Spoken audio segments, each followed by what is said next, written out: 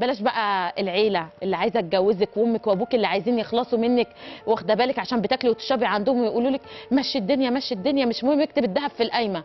انا ما يخصنيش، انا اطلع من بيت اهلي لابسه ذهبي، انت مش هتجيب ذهب، مش طالعه، احنا مش قاعدين في الشارع. انا عادي، ايه المشكله يعني؟ هموت؟ لا مش هموت، لكن اموت يوم ما اطلع رخيصه، واللي هتطلع رخيصه هترجع رخيصه. طب نيجي للقايمه، قايمه اللي عايز تلغيها دي هزلت، دي هزلت على الاخر وتسيب. يعني بجد انا دلوقتي اجهز واجيب كل حاجه وتيجي انت تتجوزني، طب انت جاي ليه؟ يعني انت جاي تعمل ايه؟ اديني الاضافه اللي كلمني شويه عن نفسك، ايه الاضافه اللي انت هتديها لي لما انت ولا جايب ذهب ولا جايب قايمه؟ امال انت جاي تعمل ايه؟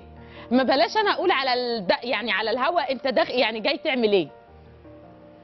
يا جماعه لو سمحت، انا النهارده القايمه دي حقوقي وابسط حقوقي، مع العلم على فكره وقت والله ما البني ادم بيجي يبيع البني ادم اللي قدامه بيعمل له تنازل ويغور بالقايمه، ولكن انا حقي ما اسيبهوش، وحقي القايمه بتاعتي. طب انا هاخدها بشنطه هدومها ومش جايبه حاجه، امضي لها على قايمه ليه؟ عداك العيب. بس ثواني نقف عند الحته دي.